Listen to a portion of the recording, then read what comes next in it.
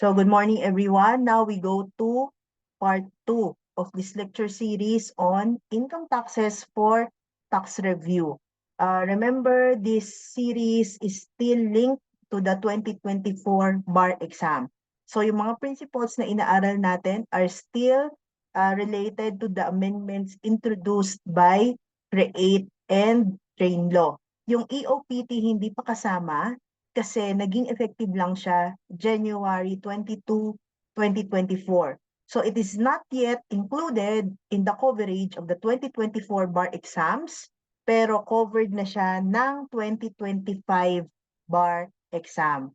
So in part 2, we will discuss gross income and allowable deductions. And I hope that you guys still have a copy of your caudal as you watch this lecture because some of the provisions here na naka-indicate siya sa slides, but of course, the content, you have to look at your caudals for the content. All right?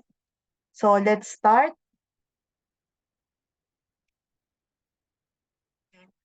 Because the tax code is one of the most exciting pieces of legislation ever made. No, wala ka pa sa section 10, tulog ka na. We have to understand how the different provisions under gross income relate to each other. As you can see, hindi siya arranged in chronological order.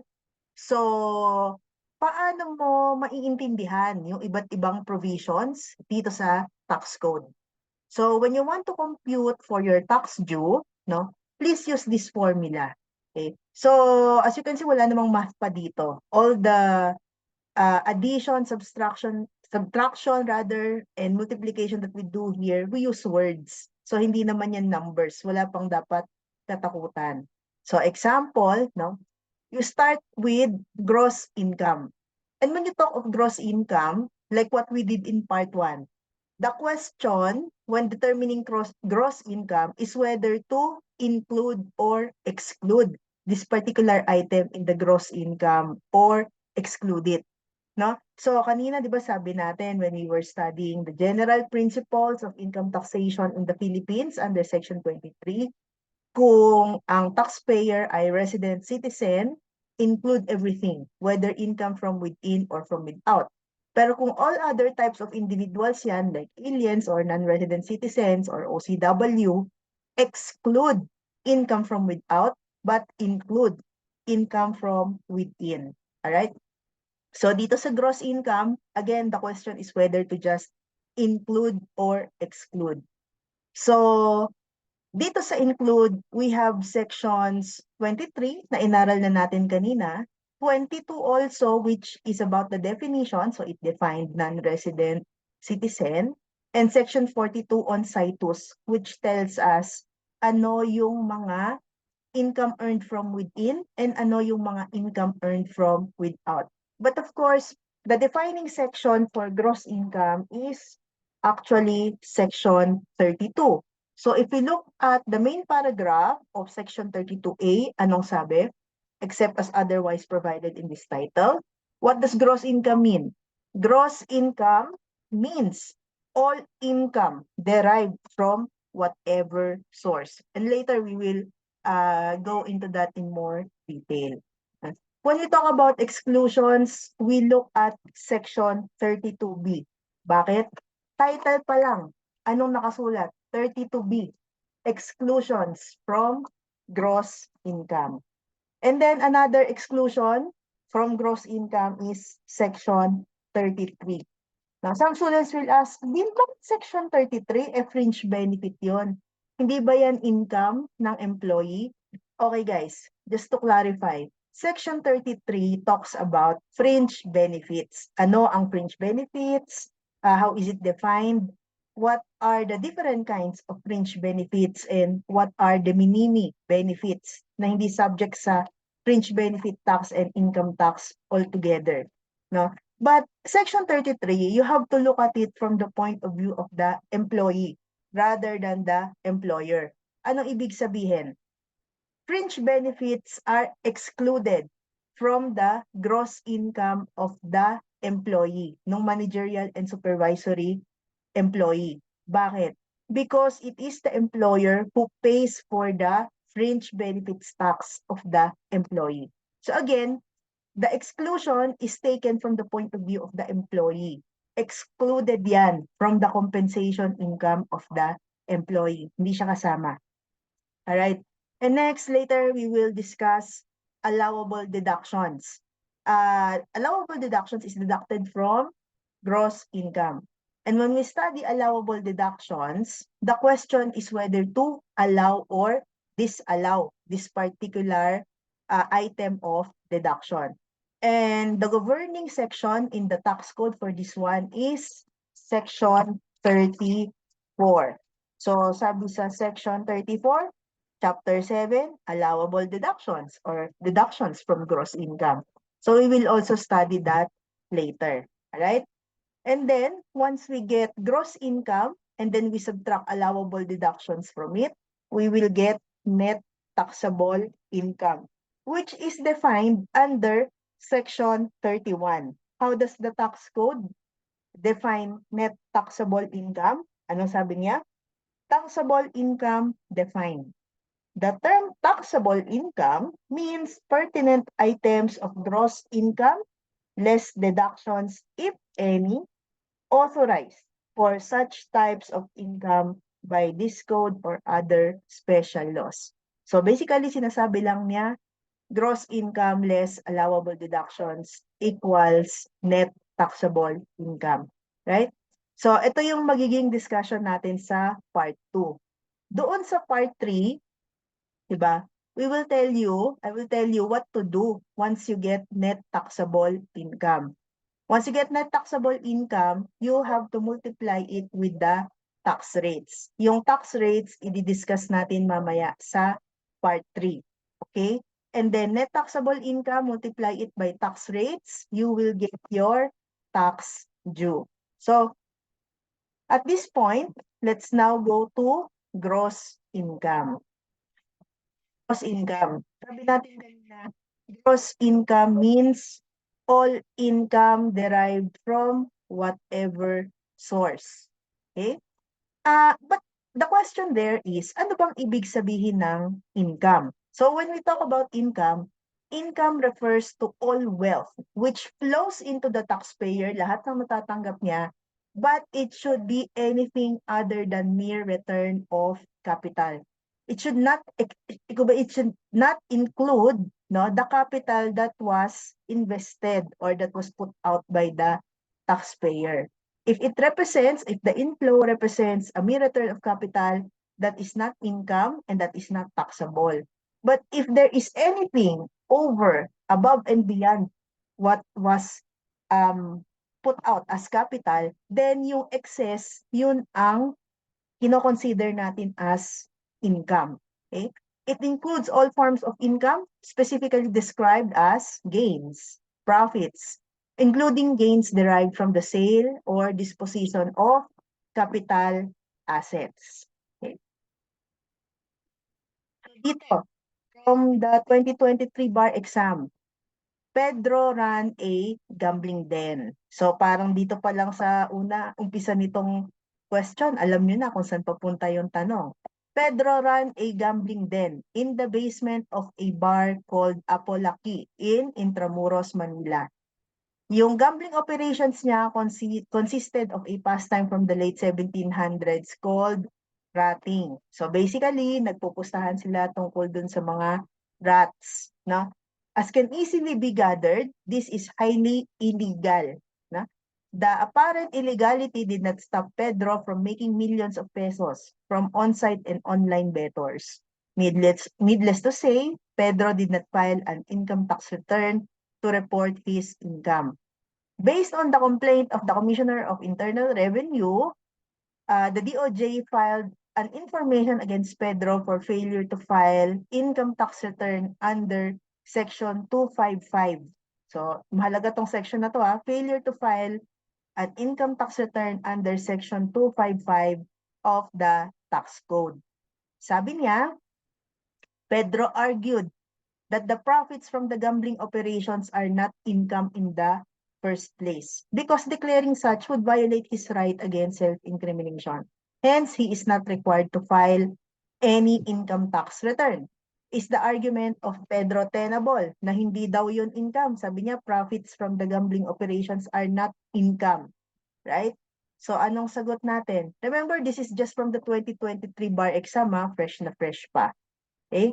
So, ang answer natin is using the CLA method, conclusion, legal basis, and then argument. So, Pedro, the argument of Pedro is not tenable. Bakit? Under the tax code, gross income means all income derived from whatever source. This would include all income sourced from whether legal or illegal means. So kasama dyan kahit illegal yung source no gross income. So applying this to the case at bar, even if Pedro earned his income from illegal sources, it should be declared as part of his gross income, right? So, mali si Pedro doon. Alright.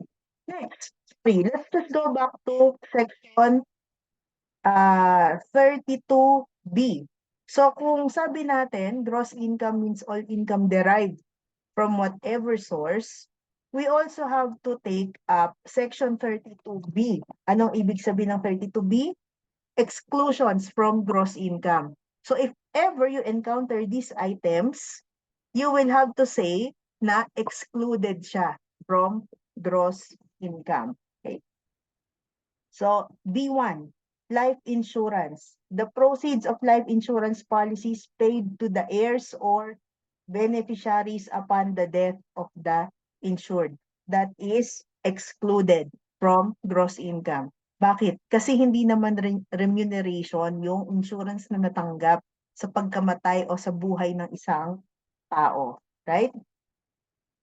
Next, under B2, amount received by the insured as a return of premium. Why is this excluded from gross income? Because as we said earlier, income refers to all wealth which flows into the taxpayer other than mere return of capital. When we say premiums, di ba ito yung binayad ng insured para sa kanyang insurance contract? So if there is a return of premium, then that is considered as a return of capital. It should be excluded from gross income. C, gifts, bequests, and devices. The value of property acquired by gift, bequest, and device, yung binigay mo, natanggap mo, yung binigay sa'yo, natanggap mo gratuitously, it is excluded from gross income. However, it is provided that income from such property as well as gifts, bequests, devices, or descent of income from any property in cases of transfers of divided interest shall be included in gross income. So yung binigay sa'yo na gifts, bequests, etc., excluded from gross income. But if that gift, bequest, or property earns income, yung income na in-earn niya will be included in gross income. Next, compensation for injuries or sickness received through accident or health insurance or under Workmen's Compensation Acts, it is excluded from gross income. Bakit? Same as life insurance. Hindi remuneration yung natanggap mo for your personal injuries. Di ba? Walang kapalit yon. Okay? Next, income exempt under treaty, number 6, no? Number 5, B5, income exempt under treaty because, of course, the principle of international committee is applicable here. Okay? Next item under B6, retirement benefits, pensions, gratuities, etc. Now, I know that once you see this provision, no, section 32B6, no, din parang ang haba naman. Okay, pasimplehin natin. Anong ibig sabihin ng B6A? Ang haba nga. Okay? B6A pertains to retirement benefits. It must be received under Republic Act number 7641 and those received by the employees in accordance with a reasonable private benefit plan. So yun yung pinakaunang requirement, no, para ma-exclude sa gross income. The requirements are number 1, the retirement benefits must be received under RA 7641 or a reasonable private benefit plan maintained by the employer for the benefit of the employees.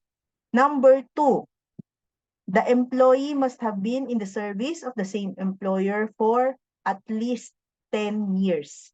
So, dapat 10 years na siyang nag-work doon sa company kung saan siya nag-retire.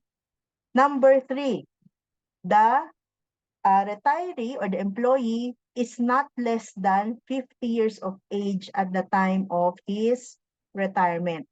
So, dapat 50 years old and above. Kahit nasabihin nating 20 years ka nang nag-work sa company, pero 45 years old ka pa lang nung nag-retire ka, your retirement benefit will be included in the gross income and subjected to income tax. Bakit? Hindi niya na-meet yung 50-year-old requirement. So, dapat both 10 years ka nang nag-work sa company and at least 50 years of age ka nung nag-retire ka.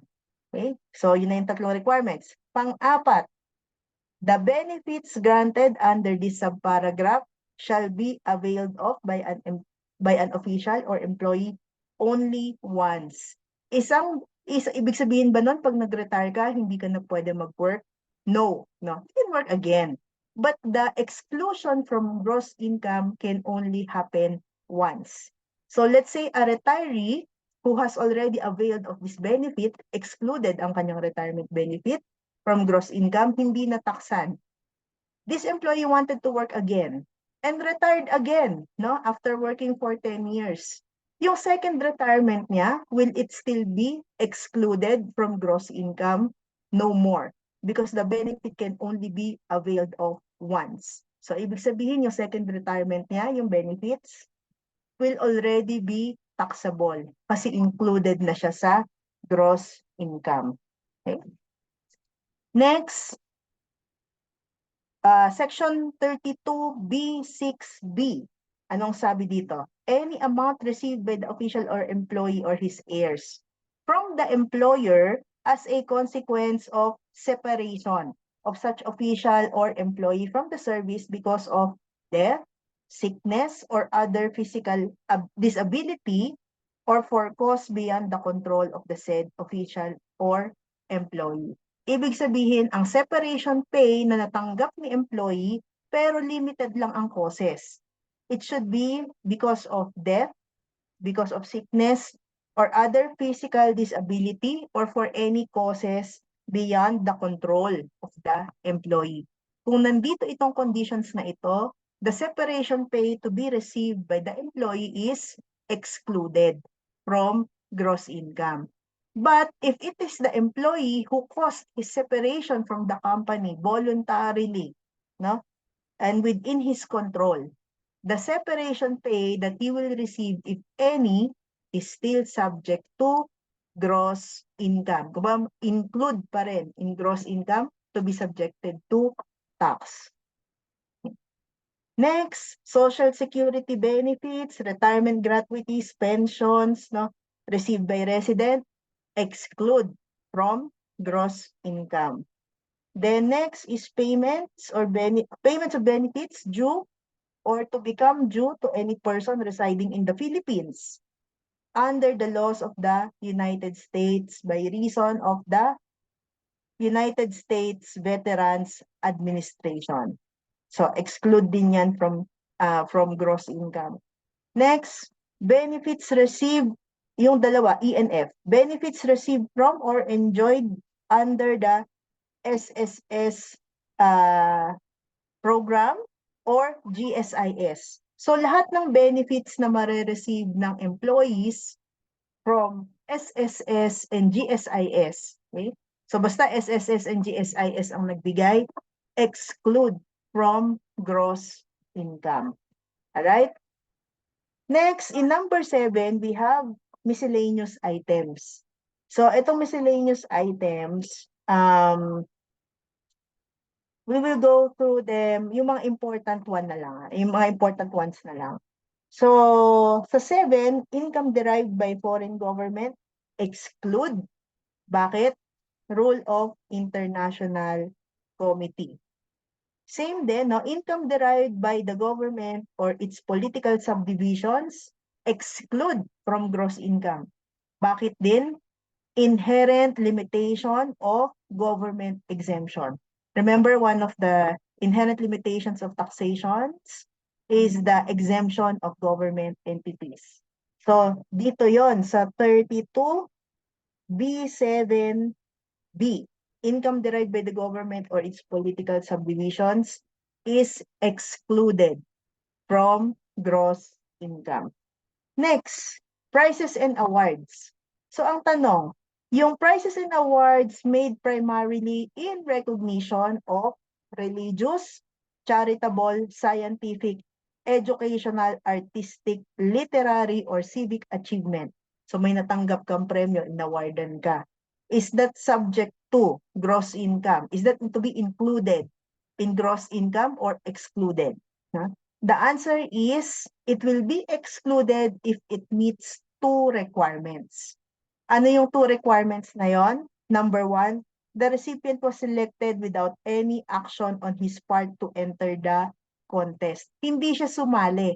Kusa siyang pinili ng award-giving body. In recognition of religious, charitable, scientific, educational, artistic, literary, or civic achievement. So, hindi siya pinili, hindi siya sumali, kusa siyang pinili. And the second requirement is that the recipient is not required to render substantial future services as a condition to receiving the prize or award. So once na binigyan ka ng award, that's it. There is no expectation that you will render substantial services in the future in exchange for that award.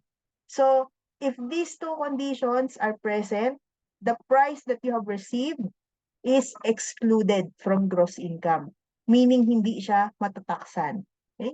Pero if one of these criteria or requisites are present, ibig sabihin sumali ka, no? Or you are required to render services by reason of winning that prize, this income will be, or this price will be included in your gross income. All right? Next, under section 32B7D, prizes and awards in sports competitions. What is the requirement for prizes and awards in sports competitions to be excluded from gross income? All prizes and awards granted to athletes in local and international sports competitions and tournaments, whether held in the Philippines or abroad, and sanctioned by their national sports association. Yun yung pinaka-requirement. It must be sanctioned by their national sports association. Kung hindi sanctioned, so like for example, yung mga fights ni Senator Manny Pacquiao, yung mga fees or income na derive niya doon, since hindi siya sanctioned ng National Sports Association, it is to be included in Senator Pacquiao's gross income. Okay? Next, 13th month pay and other benefits. Benefits received by the officials and employees of public and private entities, pero may limit up to 90,000 pesos. Ang exclusion lang is only until 90,000 pesos. So let's say a supervisor earning 40,000 pesos a month receives 13th month pay amounting to 30,000 also. Ibig sabihin, sabi ko 30 or 40,000. Anyway, ibig sabihin that entire 13th month bonus is excluded from gross income. But what if si manager, assuming si manager is earning 100,000 pesos per month, ibig sabihin ang 13th month pay niya is also 100,000 per month. So, ibig sabihin, only up to 90,000 yung exclusion from gross income. Yung 10,000 na sobra ni manager, sa subject na sa income taxes. Alright? And last, ito din, GSIS, SSS, Medicare, and other contribution. Contribution, itong nasa letter F ha. Yung kanina, anything or any benefit received from GSIS and SSS. Exclude from gross income. Ito naman, GSIS, SSS, Medicare, and other contributions excluded from gross income. That's why if you look at your payslip, di ba tinatanggal muna yung contribution sa SSS, PhilHealth, Pag-ibig, bago siya kumputan ng income taxes or ng withholding taxes on compensation. Okay? So, those items or this discussion under Section 32 tells us whether an item of income is to be included or excluded from gross income. Okay. Next. How about capital and ordinary assets? Anong ibig sabihin nito? This is included in the 2024 bar syllabus for taxation. What's important here is to determine whether an asset is a capital asset or not. If we look at section 39, anong sabi doon? Capital gains and losses. And immediately thereafter, we will see the definition of the term capital asset. Ano bang ibig sabihin ng isang capital asset? A capital asset means property held by the taxpayer but does not include. Ano yung mga, so kumbaga the tax code define capital assets by enumerating the exclusions from the term capital assets. So ano yung hindi kasama sa capital asset? Stock in trade or property of a kind which would be properly included in the inventory. So as long as kasama yan sa inventory or ito yung goods na binibenta primarily ng isang company, yan ay hindi na considered na capital asset. For example, so let's say land that is being sold by the subdivision developer. Diba? Sabi natin, Din, land yun, hindi ba yun capital asset? It depends on the nature of the business. Kung ang land, no, kung ang business is a subdivision developer, ibig sabihin, ano ang inventory niya? Ang inventory niya is the, or are the parcels of land that it is selling, which is part of the subdivision. Ibig sabihin, for this particular subdivision developer, yung land is not a capital asset kasi kasama yan sa inventory niya. So, other kinds of business, so let's say hardware siya. So, yung mga pako, yero, hollow blocks na binibenta niya, hindi rin yon capital asset. Okay? Next, property used in trade or business of a character which is subject to depreciation. So ano yung mga bagay-bagay na subject to depreciation? The building, machinery, equipment, vehicles. If it is used in trade or business, di ba? That is excluded from capital assets. So let's continue with the hardware example. Yung hardware, meron yan mga truck. 'Di ba? Kasi pag may bumili ng semento, kailangan i-deliver ng hardware yung semento doon sa customer. That the hardware is not in the business of selling trucks. It is in the business of selling semento, pako, yero, pintura, all hardware materials, right? Hardware items. So, question, is the truck, no, used by the hardware in its business to be considered a capital asset? The answer is no, because it is used in the trade or business. It is not to be considered as a capital asset. Kahit pa nagdi-depreciate yan or kahit na more than 1 year ang buhay niyan, it is not a capital asset. Okay? And the last item here is real property used again in trade or business of the taxpayer. So even if the nature of the asset is real property, but as long as it is used in trade or business of the taxpayer, it is not included in the term capital asset. So example, diba? Yung hardware pa rin, the building in which the hardware is doing its operations and the land on which the hardware building is built. Yun ba ay capital asset?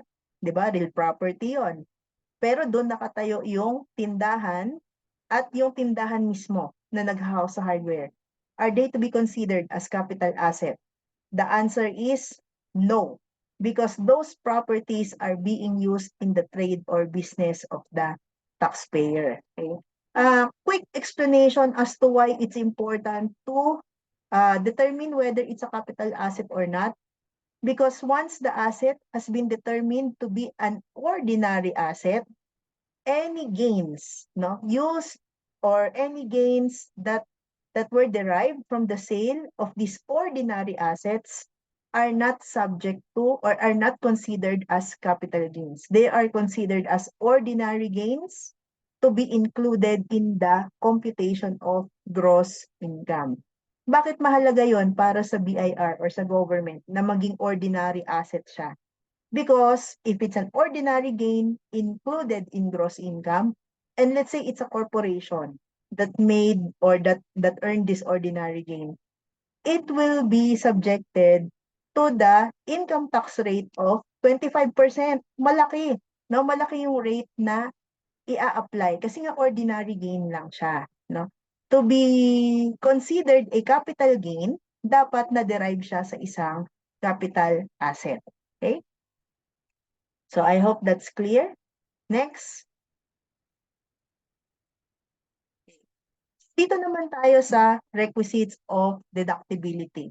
At this point, no, alam nyo na kung included or excluded from gross income. Makukuha mo na yung total gross income. After that, we have to determine what are the items that are deductible from gross income para mapababa natin siya. Right? So under Section 34, now this is the provision that governs deductions from gross income. Like what I tell my students, no, you must study the different items under Section 34 like how you would felonies. Bakit? Di ba sa felonies ng Revised Penal Code Book 2, there are requisites or elements of each felony. Kung kulang yung elements ng felony, ibig sabihin, hindi yun yung crime committed. Pwedeng ma-acquit yung accused. Yung prosecution, they need to prove each and every element of that felony in order to convict this felony. So same sa deductions from gross income, if you study Section 34, if you go through the list, I'm sure all your books and your reviewers have requisites for deductibility. Bakit nyo kailangan aralin isa-isa? I will leave that to you guys, no? Kasi, remember, deductions, exclusions, exceptions, di ba, are construed strictly against the taxpayer. So, meron yang mga requisites. Absent any requisite, the item will no longer be allowed as a deduction. Madi-disallow siya. Dapat kompleto yung requisites before it can be allowed as a deduction. Okay? So here, Section 34. If you look at subsection A, ano-ano yung mga requirements for deductibility? Under Section 34, the expenses must be ordinary and necessary. Okay? Next requisite, the deduction must be paid or incurred during the taxable year. Number 3, it must be or the expenses must be directly attributable to the development, management, operation, and or conduct of trade or trade business or exercise of a profession. Number 4, it must be substantiated with sufficient evidence. Sabi dito, such as official receipts or other adequate records. Itong sufficient evidence that will substantiate the deduction, it must show the amount of expense being deducted and it must show the direct connection or relation of the expense being deducted to the development, management, operation, and or conduct of the trade, business, or profession of the taxpayer. Okay? And last but not the least, for the 2024 bar exam, the expense must have been subjected to withholding taxes if applicable. Bakit natin sinabing 2024 bar exam? Because this was removed or repealed by the EOPP. So for 2024 exam, kasama pa siya. Requisite pa siya ng deductibility. Pero starting 2025 for the 2025 bar exam, hindi na siya kasama. Magiging 4 na lang yung requisite. Okay? Siguro just to highlight one item here, because as you know, Justice Mario Lopez is highlighting the applicability of CIPRA in the different subjects. Please take note under section 34A3, A1C rather. Anong sabi dito?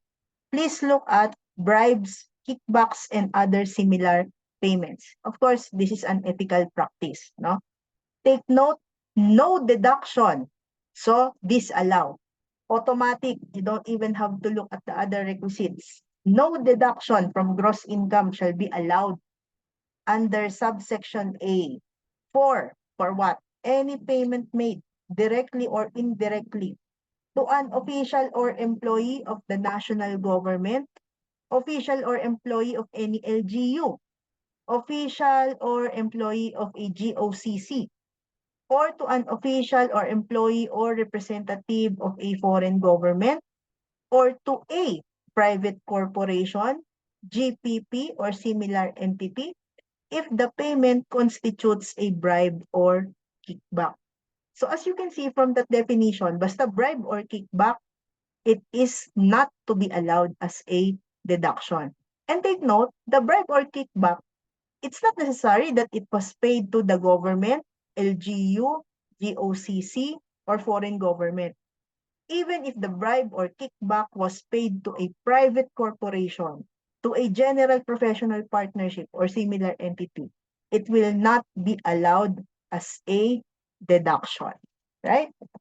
So let's look at this problem fresh again from the 2023 bar exam. Marites is the Chief Executive Officer and sole shareholder of Chismis ngayon, OPC. So it's a one-person corporation. It runs a popular blog about showbiz news and juicy gossip. From March to April 2023, 2 months lang, Marites asked her daughter Laya to work as an intern in the corporation and help around the press room. Ang duties ni Laya is to brew coffee for the editorial staff and print out hard copies of TNO blog posts for filing purposes. Laya did a decent but not excellent job as an intern, no? So merong instance daw dyan. So proud of the performance of Laya, Marites issued a TNO resolution granting a 2 million, no? Parang sa pagtitimpla ng kape. 2 million bonus to Laya, sana all, 'di ba? Kaya ko rin magtimpla ng kape. Okay? Laya used the 2 million bonus to buy a new car. So ang tanong, naka-bold, can TNO claim the 2 million bonus as a deduction? Explain your answer. If you encounter a question like this, can TNO claim the 2 million bonus as a deduction? Ang sagot dyan is to enumerate the requisites for deductibility. Or kung gusto nyo mas maikli, ano yung requisite na hindi na-meet? In case your answer is no, hindi pwedeng i-claim. Okay? Kung pwedeng i-claim, again ha, kung ang sagot nyo is pwedeng i-claim, I suggest you enumerate all the requisites and then conclude with yes, parang meeting all the aforementioned requisites, TNO can claim the bonus. Pero kung ang sagot nyo is hindi pwedeng i-claim, pwede nyo nilang sabihin ano yung mga requisites na hindi na-meet. Alright? So, given that framework, ano ang sagot? The answer to this question, can TNO claim the 2 million bonus as a deduction? The answer is no. TNO cannot claim the 2 million bonus as a deduction from its gross income. Under the tax code, some of the requisites pertaining to deductibility is that the expenses must be ordinary and necessary, and that it must have a direct connection, or it must be attributable to the management, development, and the ordinary course of business. In the instant case, the 2 million bonus given to an intern for brewing coffee and printing out hard copies is neither ordinary nor necessary, nor is it directly attributable to the development of the business. Therefore, the 2 million bonus to Laya should be not allowed as a deduction from gross income. I hope that's clear. Right. So in as much as there are items deductible under Section 34, we should also take up items that are not deductible. And this is included in Section 36. Sorry, by the way, yung ibang items ng allowable deductions dyan sa Section 34, I leave that to you guys. Sabi ko naman sa inyo, lahat ng books, reviewers nyo, I'm sure there is an enumeration of the different requisites per sub-item in Section 34. So when are taxes to be allowed as deductions? When are bad debts to be allowed as deductions?